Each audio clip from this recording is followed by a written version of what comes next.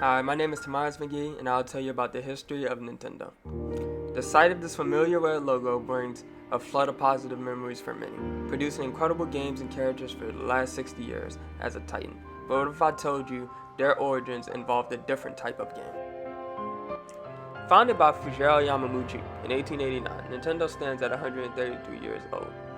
Down a narrow side street in the ancient Japanese city of Kyoto, businessman and crafter Yamaguchi sat in his new headquarters designing brightly colored playing cards. The cards, known as Hanafuda, were beautifully decorated and handmade. Hanafuda, meaning flower cards, were divided into 12 suits, one for each month of the year. They were influenced by traditional Japanese games, but also by Western-style 52-deck playing cards. Rather than numbers on the cards, they used pictures. They were used in luck-similar games such as blackjack and poker.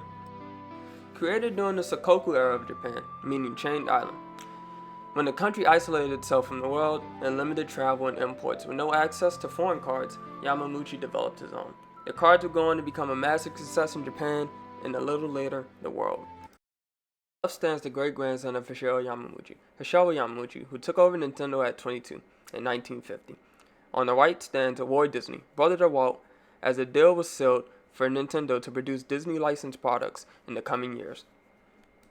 The items ranged a multitude of characters, from Mickey Mouse to Bambi playing cards and games. Premium editions also existed, costing more than others with special designs. The product line was an instant success, allowing Nintendo to gain its first major foothold in the US market.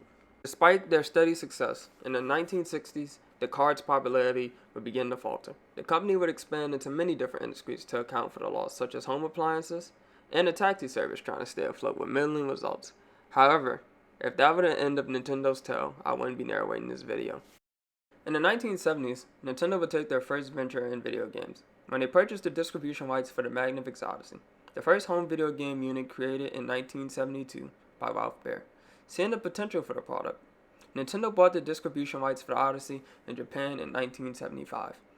5 years later, in 1980, a groundbreaking game was released in arcades by Nintendo. The game was called Donkey Kong. The villain was a giant gorilla with an endless supply of barrels, while the hero was a man in a red boiler suit wearing a little red hat, known as the Jumpman.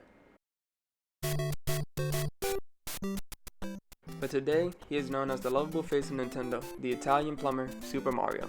Created by Shigeru Miyamoto, would go on to become the company's trademark character as they pivoted to the game industry full-time. Miyamoto, his creator, would be a key figure in his own right. With the creations of Star Fox, Legend of Zelda, and Super Mario to name a few, he and his creations would play a prominent role in the company's rapidly approaching success. What's it like to play the Nintendo Entertainment System?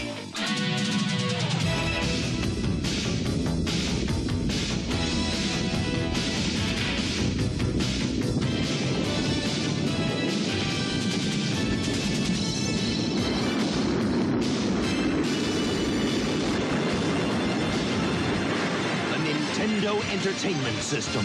Now you're playing with power. Known as the Famicom in Japan, Nintendo began selling home gaming systems, landing on the name Nintendo Entertainment System, or NES, when it began selling worldwide in 1985. The system would go on to sell over 60 million units. The NES would be followed by its newer model in 1991, labeled the Super Nintendo Entertainment System, or SNES, that would continue the company's success in the home console market. The popularity of Nintendo couldn't be understated in 1994. The company announced they had sold over 1 billion gaming cartridges. Their success would only continue, with more console releases and a handheld line called Game Boy soon to follow. But soon, the company would reach a familiar success to make their biggest property yet. That property would go on to be labeled Pokemon. Players could capture monsters in little balls as they traveled around a fictional universe full of trainers, battles, and badges. Created for the Game Boy, with the global success of Pokemon, a huge franchise was created. The company with humble beginnings and beautiful oriental design cards that grew into a video game giant for their biggest triumph to involve playing cards again. Pokemon is now the highest grossing media franchise of all time, while coming decades after others near the top. However, Nintendo, even today, never forgot their origins as a small company. For their 125th anniversary in 2014, the company released a modern set of Hanafuda cards, featuring their now iconic video game characters as well as the original oriental designs, letting the past meet the present, showing a simple dedication to a craft led to one of the biggest companies in the world. Thank you for watching.